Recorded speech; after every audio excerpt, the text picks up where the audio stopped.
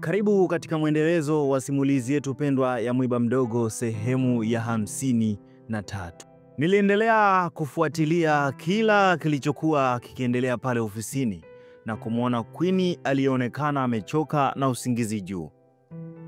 Aliendelea kuwapanga kwa umakini mkubwa kwa kuamini kilicho ndani kipo salama, lakini ule ulinzi niliufananisha na suti ghali ya marehemu. Kauli yangu ile ilifanya mkuu wa upelelezi baba yangu mzee Shila kuangaliana na vijana wake ambao walionyesha uzembe wa hali ya juu. Muda wote Queen alikuwa akinitazama asinimalize. Mimi yote yale sikuyatilia maanani, niliendelea kutoa somo ili wasirudie kosa kama walilofanya kwangu. Hata nilipozima taa hakukuwa na wakuhoji kuonyesha watu wengi walikuwa wamelala. Baada ya kufunga kamba ndani ya ofisi ambayo niliifunga madhubuti na kufungua dirisha la vioo, niliteremsha kamba mpaka usawa wa dirisha la ofisi ya Mabula. Niliteremka kwa kamba hadi kwenye ghorofa ya 7. Nilisogea hadi kwenye dirisha la msalani.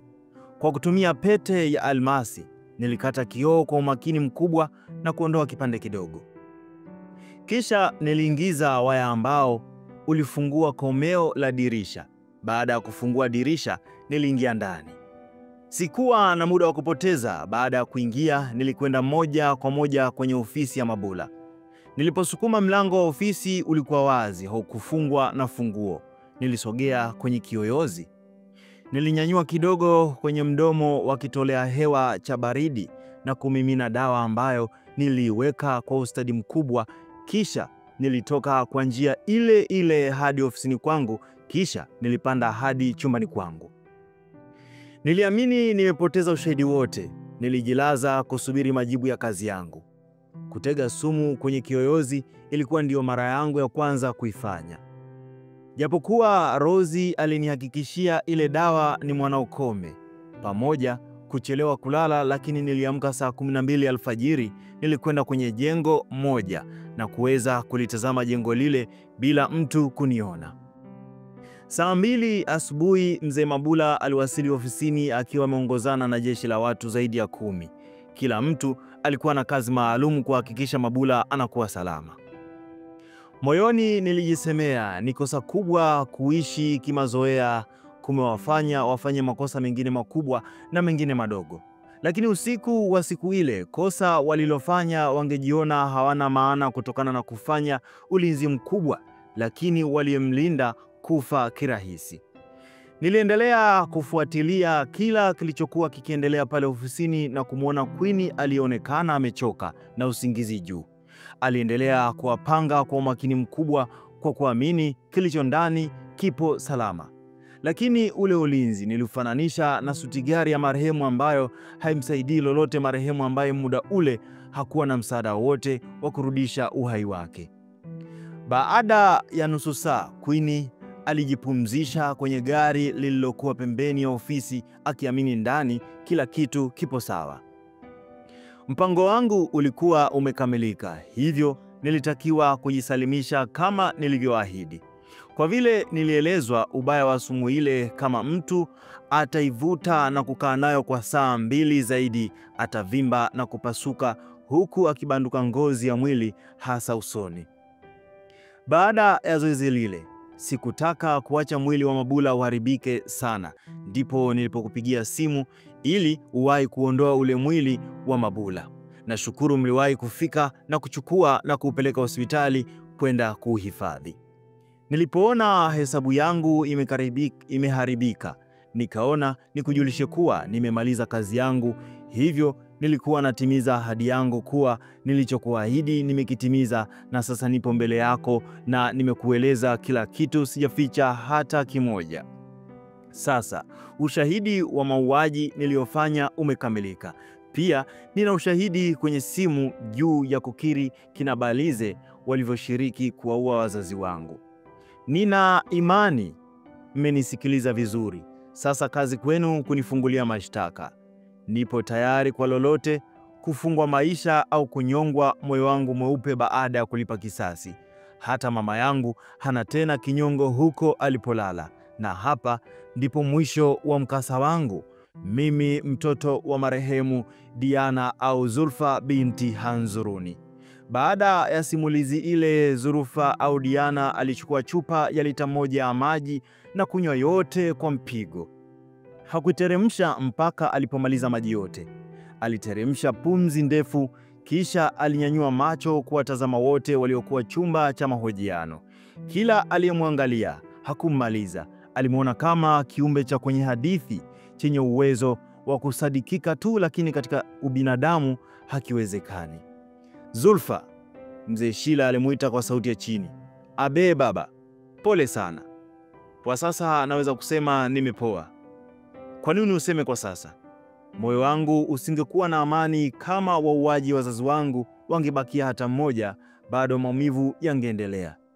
Nilikuahidi kuwa katika wale 5 waliohusika na vifo vya wazazi wangu, hata mmoja angekufa bila kupitia mikononi mwangu, basi ningemkuta na kumuua tena mara ya pili kwa mkono wangu.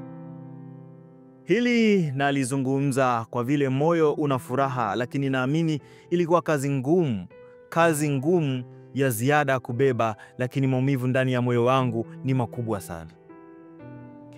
Kwa maisha niliyoishi nilikuwa mpole na mkimya, pia nilikuwa nina huruma, sikuweza hata kuwa sisimizi.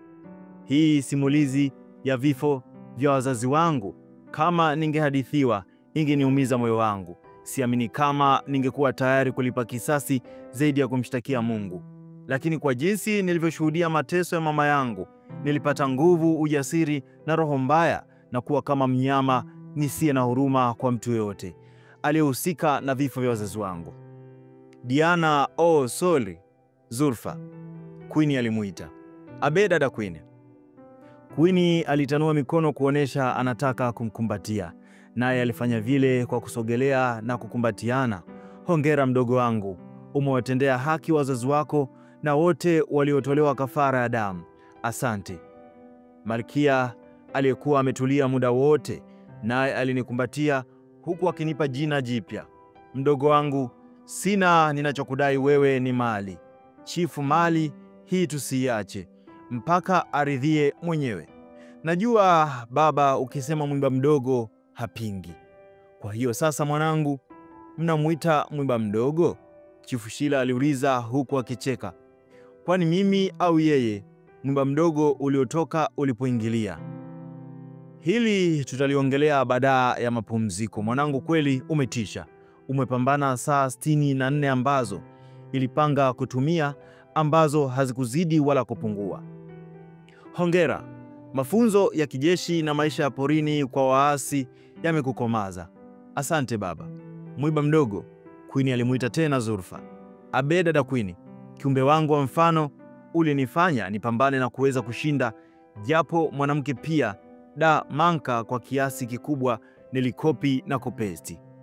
Japo maisha niliyoishi Msumbiji ni Mungu tu alinilinda ili nije nilipe kisasi, lakini kuwa hai mpaka leo ni mapenzi ya Mungu. Asante. Kwanza hongera kwa uwezo mkubwa kutumia muda ulioupanga kwa usahihi. Asante. Muda mwingi nilitumia kufanya uchunguzi zaidi ya miezi 2. Zile siku 3 ilikuwa utekelezaji wa kile nilichokipanga. Pia nataka unisaidie kujua unawezaje kumjua mtu kinagaubaga. Ikiwezekana na mimi nifundishe. Mafunzo yale yanaitwa jina la kuudhi kidogo, lakini lina maana kubwa. Yanaitwaje? Pua ya nguruwe. Pua ya nguruwe ndio ikoje? Haya ni mafunzo ya kijasusi yanayohitaji uvumilivu wa hali ya juu. Ni zaidi ya yoga, uwezo wa kuhama dunia nyingine ambayo inakufanya umsome mtu kupitia macho yako. Jamani, tuahini daa lililotuleta Mwanza limemalizika. Kuhusu mafunzo ya pua ya nguruwe yatafuatiwa siku yake, chifu alisema huku akiangalia saa ya mkononi kwa ndege iliyokuwa inaondoka Mwanza baada ya saa 1. Chifu na vijana wake walirudi Dar. Zulfa yeye aliomba kubakia Mwanza, angerudi siku inayofuata. Vipi mama, bado kuna kitu hujamalizana nacho? Hapana baba, si unajua hapa nina chumba na ofisi yangu, narekebisha mambo madogo nikitoka huku break ya kwanza nyumbani, siondoki mpaka mnifukuze. Mama na ndugu yako Fatma watafurahi sana. Chifu aliagana na Zulfa na kurudi Dar, huku wakijiuliza kama kuna usalama, lakini ilikuwa salama baada ya mwiba mdogo kutokea ulipoingilia. Mwisho. Unaweza kufuatilia hadithi hii kwenye tovuti ya Mwananchi na Mwananchi Digital katika YouTube. Hadithi hii imetungwa na Ali Mbetu na kusimuliwa nami Jesse Tunuka wa Mwananchi Digital.